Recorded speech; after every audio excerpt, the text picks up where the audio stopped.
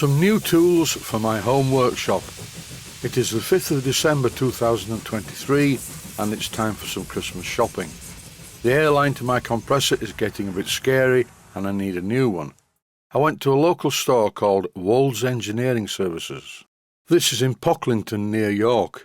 Sometimes a hands-on approach is good. The people here are friendly and tolerated my random questions, and I bought a lot more items than just an airline. On screen is a picture of a Barco spanner. I bought this Barco spanner 45 years ago. It's a 100mm or 4-inch Barco spanner, and it says on it, invented by Barco.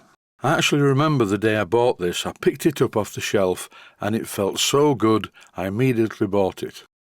Up until this point I really did dislike adjustable spanners, but these are not just any adjustable spanners. At this point I feel that I need to mention that I have no financial connection in any way with the company called Barco, which according to a viewer from Sweden, this is how it's pronounced. As I was looking around the store and picking up bits and pieces I wanted to buy, I noticed this thing of utter beauty. Yes, it's another Barco or Barco spanner, and it's big. From a model engineering point of view, ridiculously big, but I felt the need to own it. It's an early Christmas present from me to me. Just look at the size of it compared with the 4-inch Barco spanner. I cannot help but pronounce the word Barco because it says B-A-H, which is what Scrooge said very frequently in A Christmas Carol. What is so good about these Barco spanners that makes me ramble on so much about them? Well, here's the answer. Just look how smoothly this opens and closes. And the vernier on the side makes it easy to set the spanner back to the nut size that you need.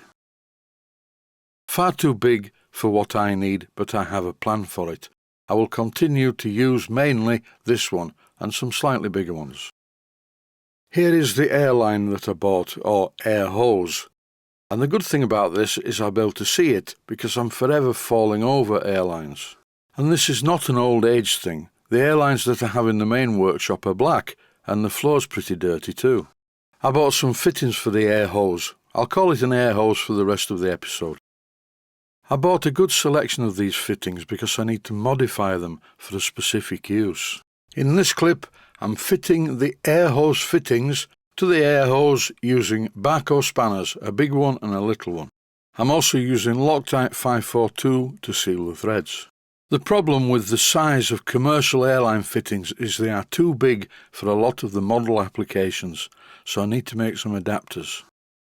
Until I get round to making the adapters, for the time being, I'll just put them in the drawer.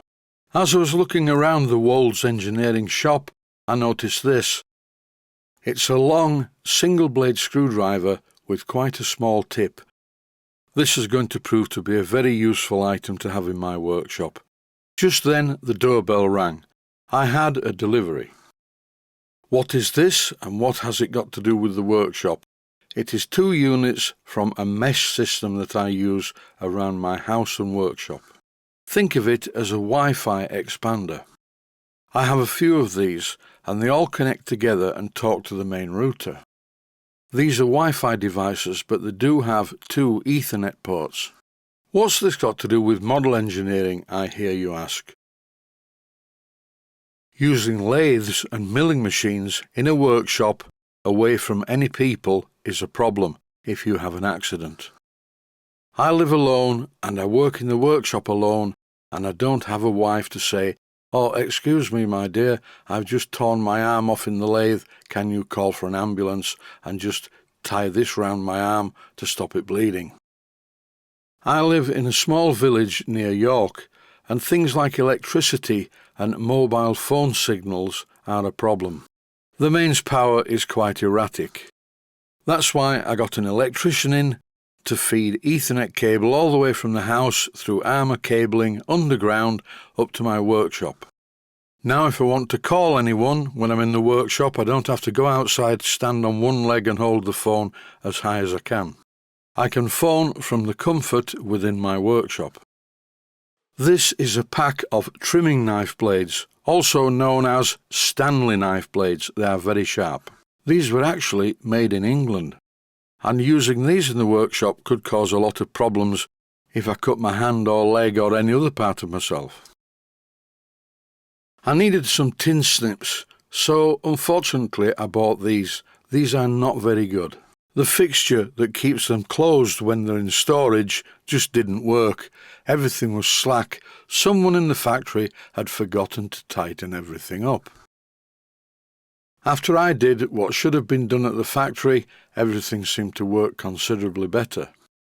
These are not good though. I was going to take them back, but I couldn't be bothered. To be honest, there wasn't much choice in the way of tin snips. On the other hand, these are really good. It's a 3-piece high leverage pliers set. On the packaging it did say lifetime guarantee, but I think that's a bit academic at my age.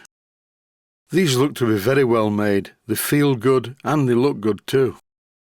These will be going into the main workshop for the more heavy duty jobs, and one problem that I have in there is finding things, because the workshop's a bit untidy and generally pliers and things like that are not very visible.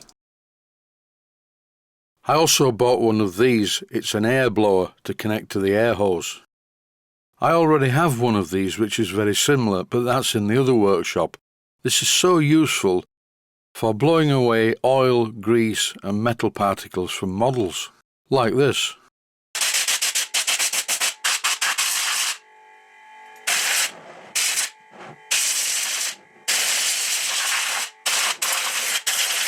It's just like new again. I've got rid of all the debris that over a period of time was making this particular model look a bit of a mess. Potentially I could make a solid copper pipe adapter to go from this to connections on the engine. For now though, I fitted the initial nozzle back on it. While I was looking on the shelves in the shop, I noticed these. It's a box of crocodile clips. Very useful. I don't know about the red and black plastic sleeves because I would not really be using them much for electrical connections. They are much more use to me for holding parts together while I solder them together using soft solder. I have a set of Imperial Allen keys up in the workshop, very similar to this but not quite as colourful. The problem is some tooling I do need to duplicate, and Allen keys are one of those. I use Imperial Allen keys a lot. Most of my machines are Imperial and most of the models that I work on have Imperial parts. I'm going to keep this nice colourful set in this workshop. The other set, which are lurking in this drawer, I'll take back up to the main workshop. For now though, both sets can live in here. This is a brand that I've become aware of very recently. My friend Ronnie Mall up in Scotland said you need to try some Tigris open gear lubricant. You squirt it on the lathe change wheels and everything becomes silent. It's incredible stuff. From Wolds Engineering I also bought some cutting and tapping fluid. That's the can in the centre. I'll be using this in my second smaller workshop. Last but not least, I bought this satin black paint. It's acrylic and I want to see how it applies and what it looks like and how well it sticks. In the final clip coming up, this is what I did with the big Barco spanner. And I really like the look of this. It gives me a warm fuzzy feeling when I see it bolted to the wall. That's it for now. Stay safe, stay healthy. Thanks for watching and I hope you found it useful.